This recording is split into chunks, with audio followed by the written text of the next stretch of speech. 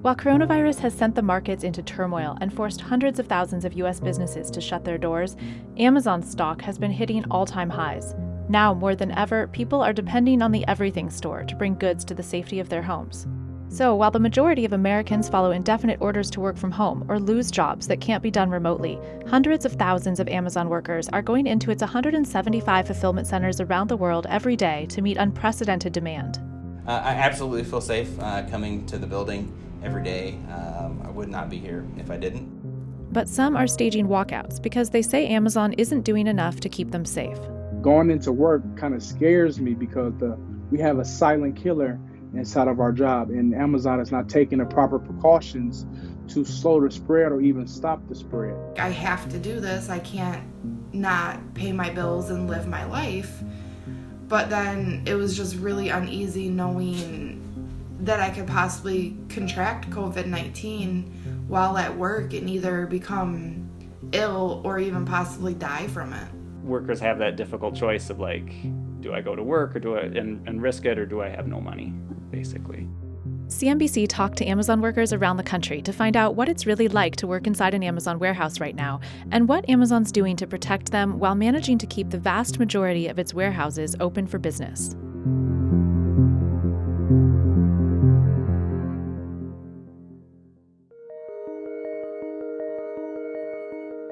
On a normal day, I love going to work. I wake up in such the greatest moods, but every time you walk out them doors right now, you're like, I survived another 10 hours and I don't feel sick. Amazon shipping dock worker Tanya Ramsey sent her son, who has asthma, to live with relatives to limit his exposure. In a blog post, Amazon's senior VP of Worldwide Operations, Dave Clark, called associates like her heroes of the COVID-19 crisis. There's definitely positives. Like, I went in like, okay, I'm on these front lines. I'm an essential worker. I'm up there with everybody out there still risking their lives. But then it's like, does this kid really need this Xbox One remote? Do they really need this case of Monsters? So I'm really fighting a virus to send out your toenail clipper, or I'm really fighting a virus to send out your dildo to you. It's things, I feel like if you don't need it right now, don't order it. But Amazon is also shipping millions of essential items, from food to personal protective equipment and medical supplies. In March, Amazon stopped accepting shipments into its warehouses of anything except essential goods, and many non-essentials have been heavily delayed getting to customers. But now, Amazon is accepting non-essentials into its warehouses again, in limited quantities. It's hard for them to turn off vendors and turn off sellers and turn off fulfillment capacity, but they think it's the right thing for the world. And the leadership there made it very clear that they're going to put the good of the country, the good of the world, ahead of the good of both themselves and their stakeholders. Dave Glick spent nearly 20 years in management at Amazon, working under Dave Clark for part of that time. I've seen Dave Clark get incensed when people in his organization didn't put safety first. That said, he is also trying to feed the world. He is trying to keep our supply chain running, and that's a hard line to walk. My mom is undergoing chemotherapy, so she hasn't been able to leave her house since December, since her treatment starts. I feel like I'm helping my mom and folks like her who can't leave the house because they're at super high risk. As the general manager of a 3,500-person fulfillment center in Connecticut, Adrian Melendez is now in charge of getting associates protective gear and marking the building so workers can easily identify 6-foot distancing. He's been with Amazon for nearly 10 years. We're one of the few large businesses that are getting the critical items people need to their doorstep. And knowing that is certainly something everybody wears very proudly around the building. So publicly they'll say, we are focused on shipping essential items. Behind the scenes, when you talk to the workers, they're shipping everything, right? I'm not seeing nothing come through the line that is essential. Nothing at all. No more hand sanitizer, no face masks, no disinfectant wipes, no toilet paper. So we basically risk our lives to send out non-essential items. France, meanwhile, ordered Amazon to stop all non-essential deliveries, saying it would be fined 1 million euros every day it failed to comply. In response, Amazon temporarily shut down all its warehouses in France, and the EU head of operations has stepped down. Meanwhile, some workers worry about the virus spreading through the items they're shipping out. A study by the National Institutes of Health found the virus is stable for up to 24 hours on cardboard and 2 to 3 days on plastic and stainless steel. Amazon is a breeding ground for it with how many people we have, how much stainless steel and plastic. So we got our last text that we had another confirmed case.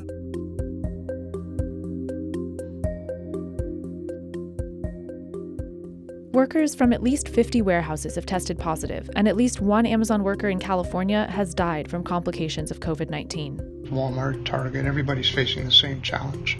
It's how you rise up to meet that challenge that matters. I don't know if that person that touched that box before me was infected or the person before that. So we actually implemented this routine when I get off work. All my clothes go into a bag that gets left on my front porch. I'm the breadwinner of the family, so should I not go to work? Is there a way I can make up this same $170 that I just missed? What can I do to provide for my family even though this virus is going on? Mario Crippen has been working at an Amazon warehouse in Michigan for almost 2 years, where there are confirmed cases. He also follows a rigorous routine to sanitize when he gets home, and he's looking for work elsewhere. Right before starting at Amazon, Crippen lost his first child to sepsis at just 8 days old.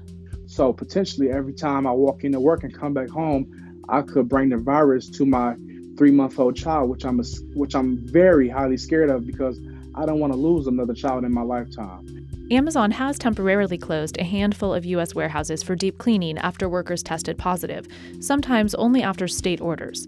Despite the confirmed cases at Crippen's warehouse, however, it's never been closed. What they really need to do is just shut it down, close everything. There are 1 million square feet and multiple floors, and the product is probably the most challenging thing to clean. Amazon says it's tripled the size of cleaning teams and has started disinfectant fogging, a practice commonly used by hospitals and airlines. Out of 855,000 square feet, one person for each floor is coming around wiping down the station. Potentially, I could have already been at my station for an hour, hour and a half, 2 hours, and already been exposed to the virus. I feel like they should put a tub of sanitary wipes, disinfectant wipes, at every single station. We do have hand sanitizer throughout the building, but in the higher traffic areas, we run out of it a lot faster, and it seems like it takes them a while to replace what's been emptied. Amazon says it's made over 150 significant process changes at sites around the world to ensure the health and safety of our teams. This includes distributing masks and gloves to employees. We have these surgical grade masks that we give out every day at the main entrance. And then for all Amazonians throughout our facility, we have PPE vending machines that give out supplies like gloves and the other items that they may need to do their task. Amazon now mandates face coverings for anyone entering Amazon buildings, but workers at some warehouses say availability was limited through early April. They told us there's limited quantities, so first come, first serve. If I don't make it there first, I don't get a face mask. CEO Jeff Bezos recently visited a fulfillment center where he thanked employees. I really want to invite Jeff to come inside Amazon Romulus DTW1 and tell me, would you feel safe walking inside your warehouse with no safety equipment? And as workers arrive, they now get temperature checks before being allowed into work for the day. If they have a temperature above 100.4, they're sent home with up to 5 hours pay. They can return the next day for another temperature check, but won't be allowed back at work until they've gone 3 days without a fever.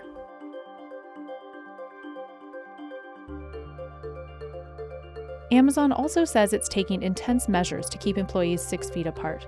It's staggering shift start times, break times, and staffing at some workstations. It's stopped morning meetings and processes that require team lifts, adjusted the spacing of chairs and tables in break rooms, added dividers between sinks in some bathrooms, and placed tape to mark spacing on warehouse floors to make social distancing more feasible. Still, some workers say this isn't enough. Some areas of the building, we cannot remain 6 feet apart from one another because some people got to walk past each other to get these boxes out. You got to walk past each other to load the trucks up.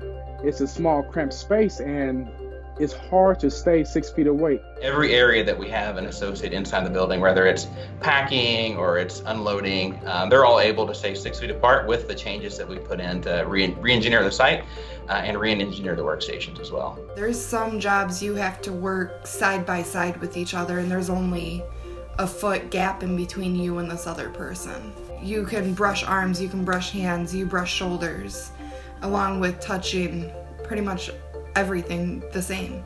Amazon says it will terminate employees who repeatedly intentionally violate social distancing rules, and that it's using internal camera systems to capture opportunities to improve social distancing. Now they've designated certain stairwells are like up stairwells and down stairwells, and they've posted signs on the stairwells, and then the signs are only in English while we have many languages in the warehouse. I've known some people who have gotten write-ups or final written warnings for different violations of that, and of course, we worry about that being selectively applied to certain workers. Amazon also adjusted training and hiring events after images surfaced of crowded rooms full of prospective Amazon employees sitting close together in the middle of March. Concerned workers like Crippen and Ramsey have organized walkouts at their warehouses around the country. We had about 40 employees walk out with us. They weren't taking our lives to be as important as the products we're sending. It was just realization that something needed to be done. Close the warehouse for deep cleaning and pay all employees. We deserve that. The building continues to operate while a subset of people are outside protesting. So how effective is that? And then what does Amazon do? Do they fire those people? Staten Island warehouse worker Chris Smalls was fired hours after organizing a strike to demand better protections at his warehouse. New York Mayor Bill de Blasio ordered an investigation into the firing. I felt it was the right thing to do. Unfortunately, it cost me my job, but I don't want to work for a company that doesn't take care of their people. And the Amazon has dropped the ball on that. Amazon says Smalls broke social distancing rules. In total, Amazon has fired at least 6 employees who've spoken up against warehouse conditions, citing social distancing guidelines and other reasons. Senator Bernie Sanders called the firings obscene, and other Democratic lawmakers have spoken up in support of Amazon workers asking for more protections. Now, the National Labor Relations Board is investigating Amazon after workers in Chicago and Pennsylvania filed charges alleging Amazon retaliated against them for protesting. And some Amazon workers from warehouses around the country recently staged a mass call-out to demand all warehouses with positive cases be shut down for cleaning. Still, the vast majority of workers have not participated in walkouts. Amazon has 1 million workers. The walkouts are on the order of tens of workers or hundreds of workers. That's a very small percentage of the people who are walking out of the warehouses. If they actually close the building and sanitize it what we want, how we want, for the 2 weeks, I would definitely go back to work. After Ramsey helped organize a walkout at her facility on April 1st, she decided not to return to work. Amazon offered all workers unlimited, unpaid time off through the end of April. It's not worth risking my life to go to work and pay the bills. If we fall behind, we fall behind. But at least we'll live.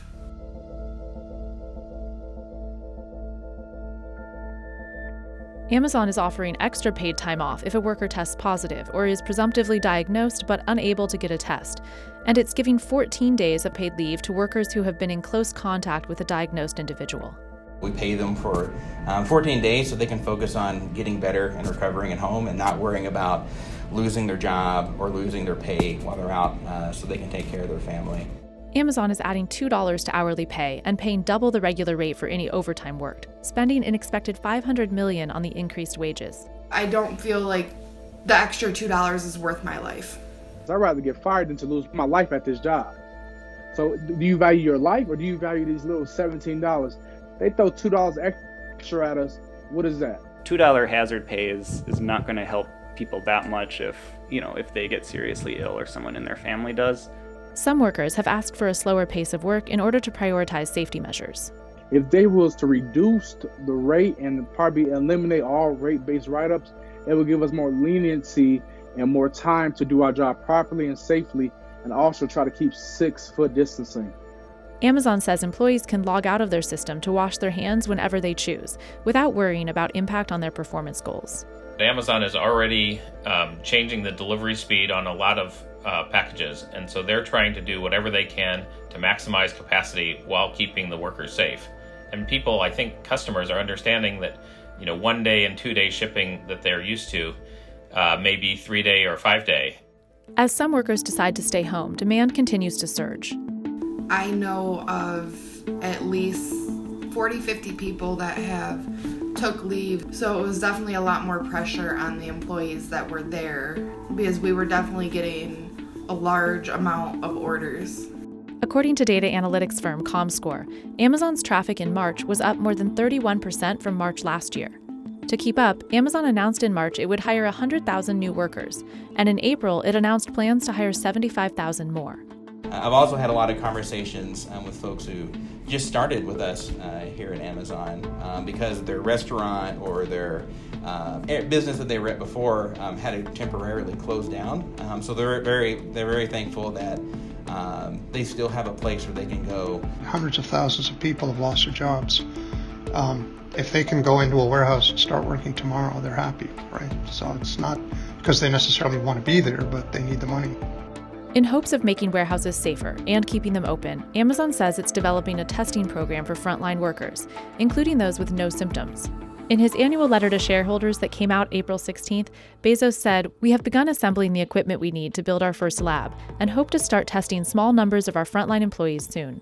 They're taking more steps than they usually do in a lot of other situations because of all of the scrutiny and because all of the workers speaking out. But at the same time, without widespread testing, they really can't guarantee everybody's safety. And I think as long as workers are the ones who are making all of this thing work, that they should really prioritize our safety before their bottom line. They're critical to the well-being of the country right now.